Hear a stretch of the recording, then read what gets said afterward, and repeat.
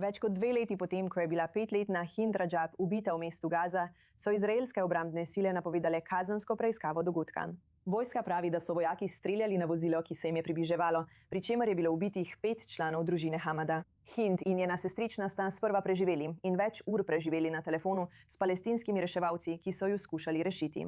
Tudi reševalno vozilo, ki so ga poslali, je bilo nato pod streli. 12 dni kasneje so iz območja našli trupla Hind, njenih sorodnikov in 2 reševalcev iz reševalnega vozila. IDF pravi, da bo preiskava preučila domnevne napake pri usklajevanju gibanja reševalnega vozila. Nadaljnjih podrobnosti niso razkrili, saj je postopek še v teku. No, tukaj v studiu je še vedno z mano generalmajor v rezervi Eitan Dangot.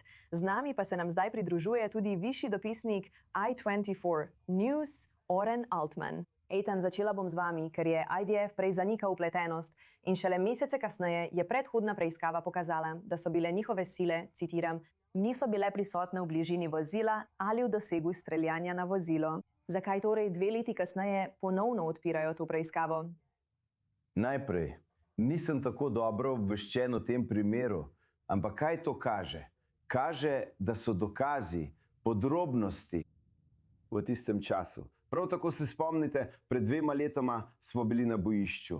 Bili smo v vojni in to se dogaja šele zadnji mesec. Lahko postavljate vprašanja in zadevo natančneje preiskujete.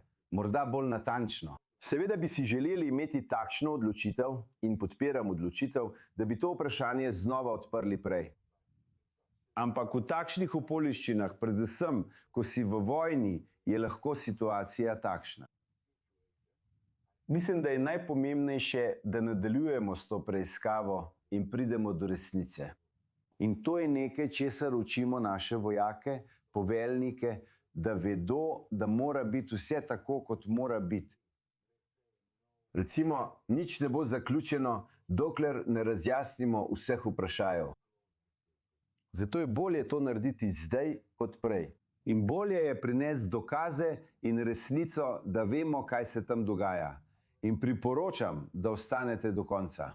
Kar zadeva, če smem imeti še 1 minuto, vaše vprašanje za Samerja glede razmer v Gazi in na tem območju. Samer je zelo logičen in njegove besede so meni in drugim zelo sprejemljive. Toda to ni resničnost. Moramo se tudi spomniti, da so bile leta 2007 volitve. In slišal sem iste glasove.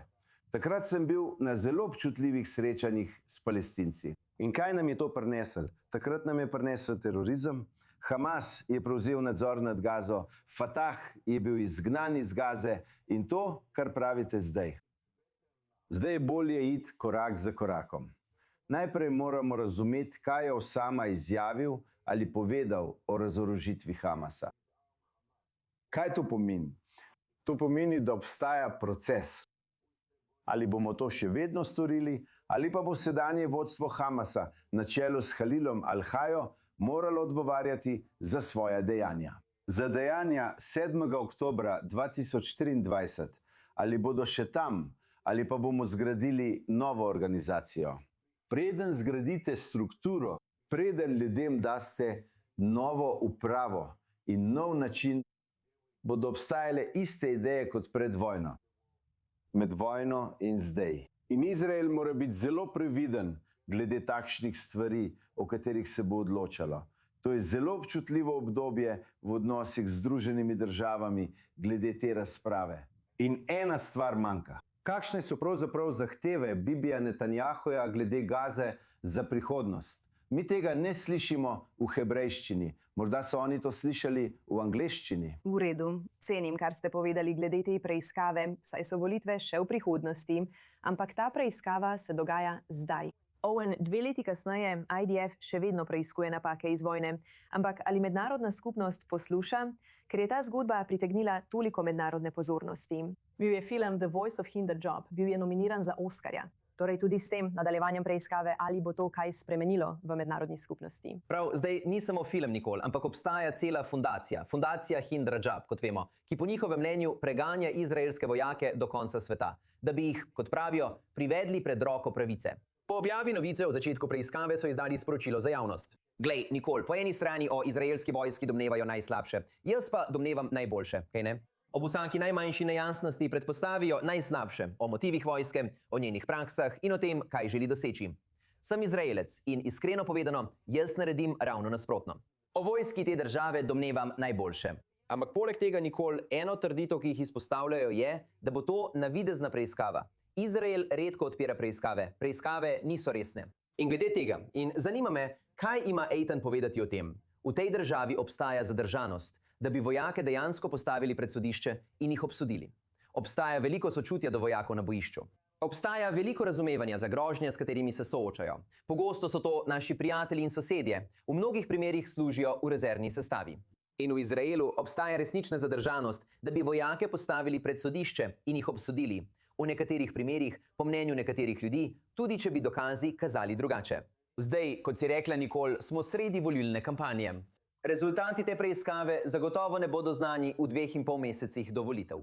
Ampak tukaj obstaja ta zadržanost. In glede tega, in glede te omejene točke, mislim iskreno, da ima fundacija Hind Rajab nekaj podlage za svoje stališče. Eitan bi želel na kratko komentirati, ko gre za dejansko postavljanje nekaterih izraelskih vojakov pred sodišče zaradi napak, ki se zgodijo na bojišču. Najprej, ko pošleš vojaka na bojišče, mu moraš dati vso podporo in oporo države, ker ga je treba podpreti, saj bo dal svoje življenje za obrambo svoje države.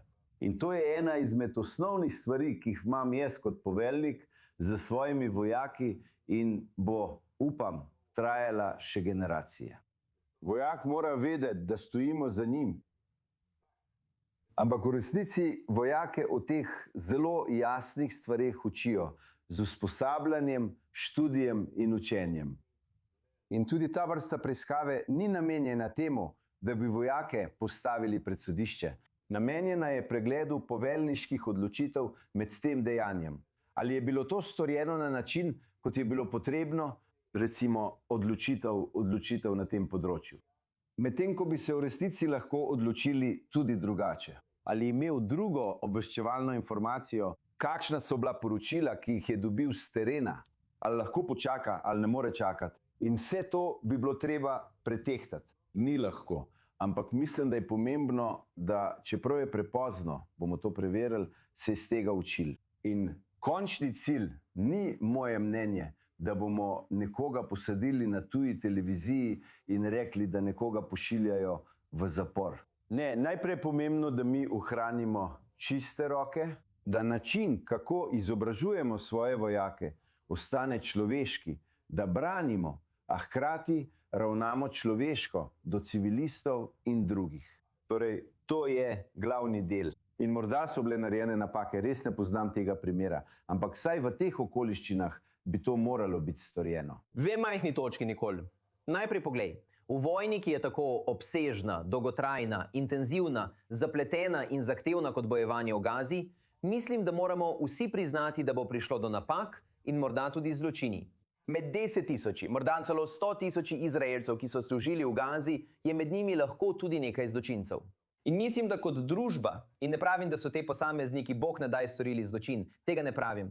Ampak misel, da je med temi ljudmi morda vsaj peščica zločincev, pravih zločincev, ki so storili resnične zločine, je nekaj, kar moramo kot družba sprejeti. In na praktični ravni. In to je jasno povedala tudi tiskovna izjava fundacije Hind Rajab, zaradi česar so nekoliko zaskrbljeni glede teh preiskav svojega vidika. Je, da bolj kot Izrael, izraelska vojska in pravosodni sistem dokazujejo svojo sposobnost in usposobljenost za izvajanje resničnih preiskav.